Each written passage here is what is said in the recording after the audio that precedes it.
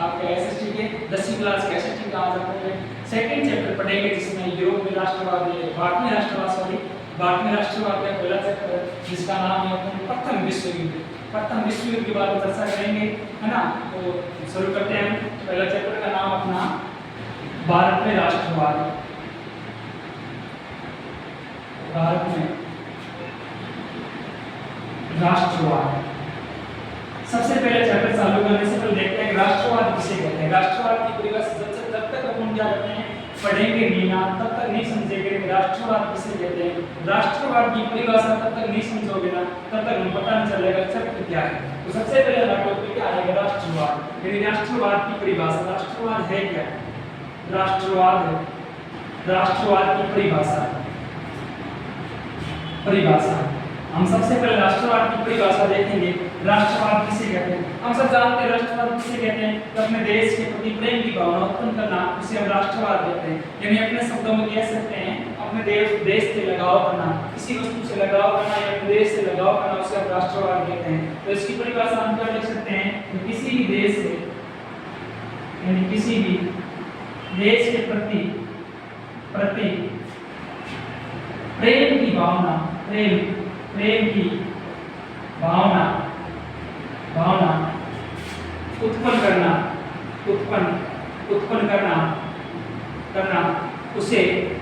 उसे राष्ट्रवाद कहते हैं।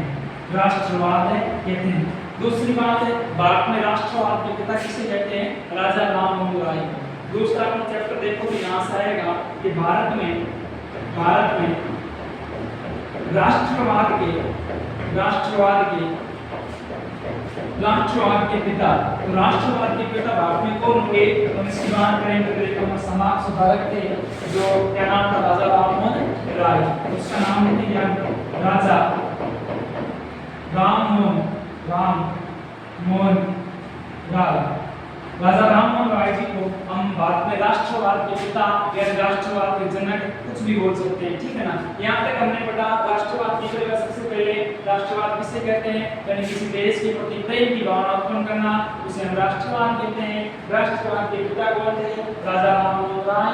ये अपना राष्ट्रवाद का चैप्टर था। अब इसका पहला ही चैप्टर आएगा जिसका नाम है प्रथम विश्व युद्ध। हम उसके बारे में पढ़ेंगे, पहले समझ लेंगे, पढ़ लेंगे, लिख लेंगे, दोनों काम करेंगे ना। तो सबसे पहले प्रथम विश्व युद्ध के बारे में पढ़ेंगे हम सबसे पहले। तो उसमें देखो प्रथम विश्व युद्ध का ये 2 चरणों में बंटा हुआ था, है ना। मित्र राष्ट्र और केंद्रीय शक्ति। तो सबसे पहले हम क्या टॉपिक का नाम क्या रखोगे? प्रथम विश्व युद्ध। प्रथम लिखेंगे प्रथम विश्व युद्ध। प्रथम विश्व युद्ध। प्रथम विश्व युद्ध। देखो सबसे पहले इसके बारे में समझते हैं। प्रथम विश्व युद्ध यह 1914 से 1918 तक चला था। यानी 4 साल तक ये प्रथम विश्व युद्ध चला था।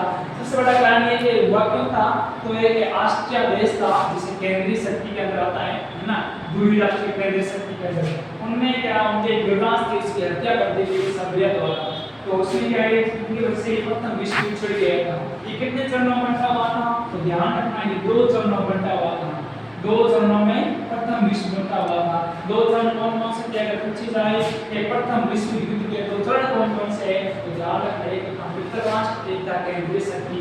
अगर पूछे मित्र राष्ट्र के अंदर कौन से देश आते हैं तो ध्यान रखना एक तो अपने सबसे पहले आएगा ब्रिटेन, रूस, फ्रांस, है ना, अमेरिका। ये सारे इत्यादि किसमें आएंगे? मित्र राष्ट्र के अंदर आएंगे। केंद्रीय शक्ति के बाद अगर आपको पूछे कि केंद्रीय शक्ति के अंदर प्रथम विश्व युद्ध में केंद्रीय शक्ति के अंदर कितने देश शामिल थे तो उसमें अपन देखा जाए केंद्रीय शक्ति के अंदर देखा जाए तो उसमें आएगा अपना सबसे पहले इटली, जापान जिसे हम कह सकते हैं ओटोमन, जिसे हम कह सकते हैं तुर्की, ओटोमन और ऑस्ट्रिया। ये इत्यादि देश किसमें थे? केंद्रीय शक्ति के अंदर थे। बात ये होगी जो एक देश था जिसका नाम था ओटोमन, इसका नाम था तुर्की, और इधर जो मित्र राष्ट्र में था जिसका नाम था ब्रिटेन। इन दोनों के मध्य क्या हो गया? युद्ध छिड़ गया था। तो जो ओटोमन साम्राज्य था उसका एक मुस्लिम का सबसे बड़ा पद था जिसका नाम था खलीफा पद। कौन सा पद था? खलीफा पद को हटाने की मांग की कि ब्रिटेन सरकार ने अंग्रेजों ने क्या मुस्लिम का सबसे बड़ा पद है खलीफा उसे हटाएंगे। तो ओटोमन साम्राज्य जितने भी अधिकारी विरोध किया कि हम इस पद को हटने नहीं देंगे, हमारा सब कुछ यही पद है। तो इसलिए सबसे बड़ा कारण क्या हो गया, एक ऑस्ट्रेलिया के विकास की हत्या हो गई थी। दूसरी बात क्या हो गया, ओटोमन साम्राज्य और जो ब्रिटेन के मध्य युद्ध, यानी कह सकते हैं मित्र राष्ट्र और केंद्रीय शक्ति के दोनों के बीच में क्या हो गया, युद्ध छिड़ने का कारण हो गया। अगर इसमें से पूछे कि इस युद्ध में भारत पर क्या प्रभाव पड़ा, तो भारत की बात की जाए तो भारत को उस पर अधिकार किसका था, ब्रिटेन सरकार का था। ब्रिटेन सरकार मतलब इस युद्ध में युद्ध का हिस्सा कौन था, ब्रिटेन सरकार, ब्रिटेन मित्र राष्ट्र था। भारत इसमें कहीं भी नजर नहीं आ रहा है कि भारत का अधिकार ब्रिटेन का था। जितना भी खर्चा लगा उस युद्ध में ब्रिटेन सरकार ने भारतीयों को लूटा। वहां पर जितने सैनिक चाहिए थे ना, उन सैनिकों को जबरदस्त क्या भारतीय सैनिकों को भर्ती करवाया कि आओ हमारे साथ हो। तो वहां भारत पर बहुत बड़ा प्रभाव पड़ा, सैनिकों की बहुत बुरी हालत हो गई थी। ये आपका प्रथम विश्व युद्ध था। इसके बाद हम लोग पॉइंट लेते हैं और देखते हैं बोलते हैं प्रथम विश्व युद्ध समाप्त हो जाएगा। पहली बात और देखते बताएंगे सबसे पहले क्या लिखोगे इसमें, प्रथम विश्व युद्ध। तो लिखोगे प्रथम विश्व युद्ध 1914 से 1918 तक चला था। पहला पॉइंट क्या कह रहा है, प्रथम विश्व युद्ध 1914 से 1918 तक चला था। कहने का मतलब कितने साल तक हो गया, 4 साल तक, 4 वर्षों तक ये युद्ध चला था। ठीक है ना। इसमें देखो प्रथम विश्व युद्ध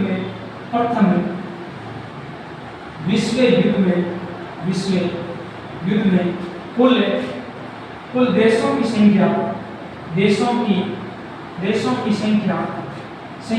लगभग कितनी थी, लगभग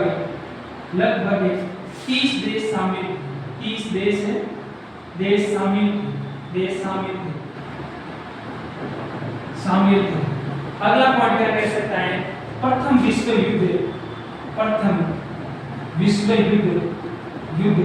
2 चरणों में बंटा हुआ था। प्रथम विश्व युद्ध 2 चरणों में बंटा हुआ था। 2 चरण में आपको पहले ही बताया था, एक कौन था, मित्र राष्ट्र और दूसरा केंद्रीय शक्ति। ध्यान रखना, पहले का नाम क्या था अपना, मित्र राष्ट्र और दूसरे का नाम क्या था, यानी केंद्रीय शक्ति। क्या नाम था, केंद्रीय शक्ति। अब बात आ जाए कि मित्र राष्ट्र में कौन कौन से देश थे, तो ध्यान देना यहाँ पे टोपी बना लेते हैं कि मित्र राष्ट्र में शामिल देश, मित्र राष्ट्र में शामिल देश, मित्र राष्ट्र में शामिल देश। तो ध्यान रखना, एक नाम था फ्रांस, रूस, एक नाम था अमेरिका और एक जो सबसे बड़ा नाम था जिसका नाम था ब्रिटेन। ये 3 देश किसमें थे, मित्र राष्ट्र में थे। अगर केंद्रीय शक्ति के अंदर पूछा जाए, केंद्रीय शक्ति, ये केंद्रीय शक्ति है, इसके अंदर कौन कौन से देश आए पूछे जाए तो इसके अंदर ध्यान रखना कौन कौन से देश थे। इस देशों की बात की जाए तो इसमें देश थे अपने, देखो पहला देश कौन कह सकते हैं, एक को कह सकते हैं इटली है ना, जर्मनी है ना, ऑस्ट्रिया, एक अपन कह सकते हैं तुर्की, जिसे कह सकते हैं ओटोमन साम्राज्य है ना। और ये 3 देश इसमें थे। ठीक है, आज का टॉपिक अपना फ्री है, अगला टॉपिक है कल पढ़ेंगे।